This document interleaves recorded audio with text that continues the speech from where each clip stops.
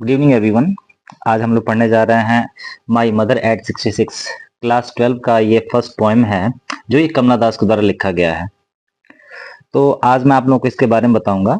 सबसे पहले मैं थोड़ा सा बता देता हूँ कमला दास के बारे में कि कमला दास का जन्म जो है मालाबार केरला में हुआ था और एक बहुत ही फेमस इंडियन पोएट हैं ये। और ये अपने लिखी गई जो कविताएं हैं, जो भी इनकी रचनाएं होती हैं, वो ओरिजिनलिटी, वर्सटैलिटी और इंडिजिनियस फ्लेवर ऑफ सॉइल के बारे में बहुत ही अच्छे से जानी जाती हैं। चलिए बिना समय गंवाए जो है शुरू करते हैं कि जो माई मदर एट 66 पोएम है इसमें क्या है। ये बताती हैं कि driving from my parents home to Cochin last Friday morning I saw my mother beside me. ये बता रही हैं कि पिछले फ्राइडे के दिन ये अपने माता पिता के घर से कोचीन जा रही थी। अब ये कोचीन क्या है, तो कोचीन जो है एक एयरपोर्ट है और वहां जा रही थी। सुबह का समय था और ये देखती हैं कि इनकी माता मतलब इनकी मम्मी इनके बगल में ही बैठी हुई हैं। डोज मतलब कि नींद ले रही हैं। ओपन माउथ, और नींद लेते समय इनकी व्हीकल के अंदर जो है वो सो रही हैं, उनका मुंह खुला हुआ है। Her face ashen like that of a corpse. इनका जो चेहरा है, चेहरे का रंग बिल्कुल एक डेड बॉडी जैसे होती है। डेड बॉडी के जिस तरह से डेड बॉडी कोई होती है उसका जो चेहरा होता है बिल्कुल निखार खत्म हो जाता है, बिल्कुल एक राख के जैसे हो जाता है। तो जब इन्होंने गौर से देखा अपनी माँ के चेहरे को तो उनका चेहरा बिल्कुल एक डेड बॉडी के चेहरे के जैसे, जैसे राख होती है वैसे दिखाई दे रहा था। किसी प्रकार का उस पर कोई अट्रैक्शन वगैरह नहीं था। और बताती हैं and realise with pain that she thought away. और ये इतना ज्यादा दुखी हो गई कि अब उस थॉट से ये बाहर निकलना चाह रही थी। इसके लिए इन्होंने क्या किया, and looked but soon put that thought away and looked out at young trees painting.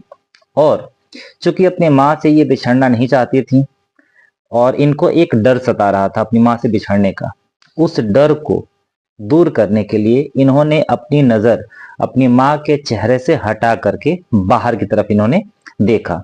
जब बाहर ये देखती हैं तो बाहर इनको क्या दिखाई देता है, ट्रीज पेंटिंग की कार, इनकी गाड़ी के बाहर जितने भी पेड़ लगे हुए हैं वो सारे के सारे पेड़ जो है दौड़ते हुए नजर आ रहे हैं।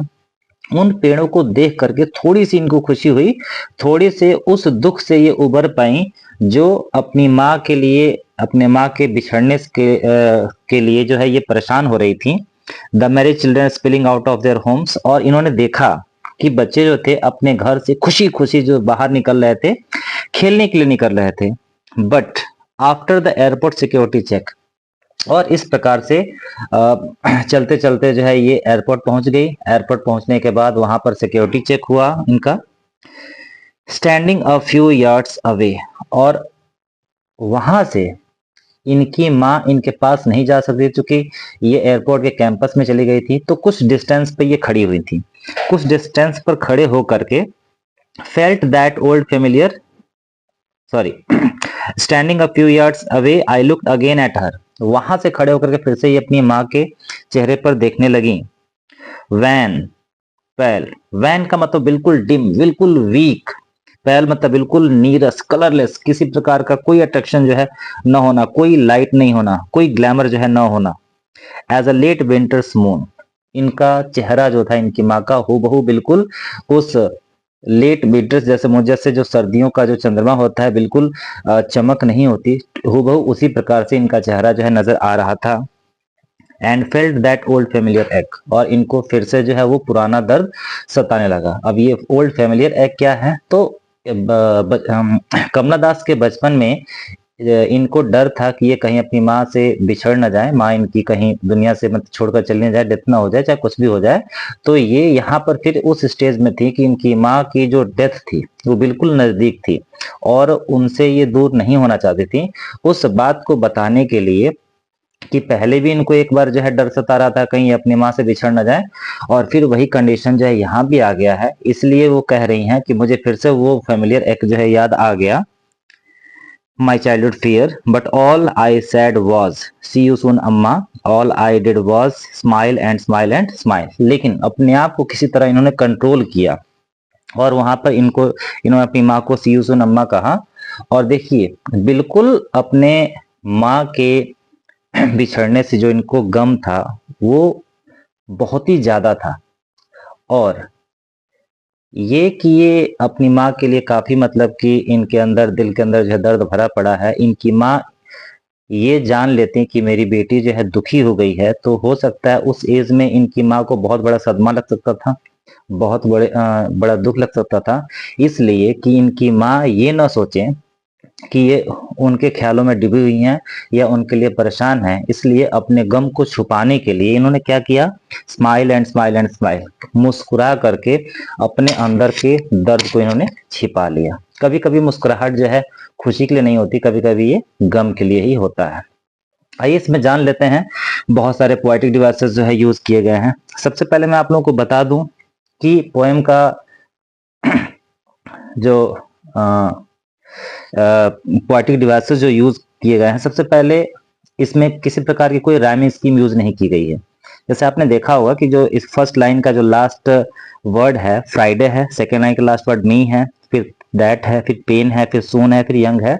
इस प्रकार से आप देख रहे हैं कोई भी वर्ड एक दूसरे से राइम नहीं कर रहा है। इसका मतलब क्या कि जब किसी पोएम के लास्ट वर्ड्स राइम नहीं करते हैं तो उसको हम ये कह सकते हैं कि ये पोएम जो है फ्री वर्स में लिखी गई है, यानी इसका राइमिंग स्कीम कोई नहीं है, फ्री वर्स में लिखी गई है। फिर सेकंड लाइन में यदि हम ये देखते हैं, सेकंड लाइन दिया हुआ है कि मॉर्निंग आई सा माई मदर। यहाँ पे माई मदर दोनों जो है वर्ड है, माई और मदर दोनों जो है एम से शुरू किए गए हैं, इसलिए यहाँ पे हम कह सकते हैं एलिट्रेशन का प्रयोग किया गया है। सेकंड में देखते हैं कि dose open mouth her face ashen like that, यानी इनके माँ के चेहरे का जो रंग है वो राख से जो है तुलना किया गया और तुलना के लिए लाइक वर्ड का प्रयोग किया गया है, इसलिए हम ये कह सकते हैं कि इसमें सिमिली है। फिर आगे आप देख रहे हैं कि trees sprinting Mary children spilling, यानी यहाँ पर जो दौड़ते हुए पेड़ पौधे हैं, खुश होते हुए जो बच्चे हैं, इसको हम इमेजिन कर सकते हैं, इस सीन को इमेजिन कर सकते हैं। कभी भी आप किसी बस में, ट्रक में, कार में यदि आप बैठे और बाहर देखें तो आपको ये फील होगा कि पेड़ पौधे पीछे जो है दौड़ रहे हैं, पोल वगैरह जो है दौड़ रहे हैं, तारे जो है दौड़ रही हैं, तो इसको हम इमेजिन कर सकते हैं, तो कह सकते हैं इसमें इमेजरी का प्रयोग किया गया है। फिर उसमें आप देखें कि I looked again at her wan pale as a late winter's moon and felt that old, यहाँ पर फिर जो है एज का प्रयोग करके उनके चेहरे का जो रंग है लेट विंटर्स मून के जैसा प्रयोग किया गया है और तुलना करने के लिए एज का प्रयोग किया गया है, यानी हम यहाँ पे ये कह सकते हैं कि इसमें सिमिली है। एक और लाइन देखिएगा, स्ट्रीज स्प्रिंटिंग जो वर्ड दिया है, स्प्रिंटिंग का मतलब क्या होता है, दौड़ना। अब ट्रीज जो है रियल में दौड़ते तो है नहीं, लेकिन यहाँ पे कहा गया है कि उन्होंने दौड़ते हुए जो है ट्रीज को देखा, तो यहाँ पे निर्जीव वस्तु को जो है सजीव की क्वालिटी दी गई है, तो इसमें आप पर्सोनिफिकेशन कह सकते हैं। फिर लास्ट में देख रहे हैं कि स्माइल स्माइल स्माइल जो है 3 बार यूज किया गया है, इसलिए आपको यहाँ पे रेपिटेशन कह सकते हैं। तो इस पोएम के बारे में यही सब चीज था। अब इसमें क्वेश्चन क्या कर देता है, क्वेश्चन भी मैं थोड़ा सा बहुत बता देता हूँ। नीचे की जो लाइन में जो स्माइल स्माइल स्माइल वर्ड दिया गया, क्वेश्चन एग्जामिनर ये क्वेश्चन कर सकता है या बोर्ड एग्जाम में ये क्वेश्चन आ सकता है कि माई मदर एट 66 जो पोएम है उसमें लास्ट वाली लाइन में स्माइल स्माइल स्माइल का प्रयोग जो है बार बार 3 बार क्यों किया गया है। तो आप इसका जवाब ये दे सकते हैं कि कमला दास के द्वारा जो लिखी गई पोएम है वो अपने माँ से बिछड़ने का जो गम था उन्हें बहुत ज्यादा था, और उनकी माँ ये न सोचें कि मेरी बेटी जो है मेरे ही बारे में सोच रही है, जिससे उनको और ज्यादा दुख लगे। तो इस गम को छुपाने के लिए कि उनकी माँ को पता ना चले कि उनके दिमाग में क्या चल रहा है, इसलिए पोएट ने जो है स्माइल स्माइल स्माइल वर्ड का प्रयोग किया गया, ताकि उनको एहसास ना हो और वो बहुत ज्यादा दुखी ना हो। यही है। Thank you.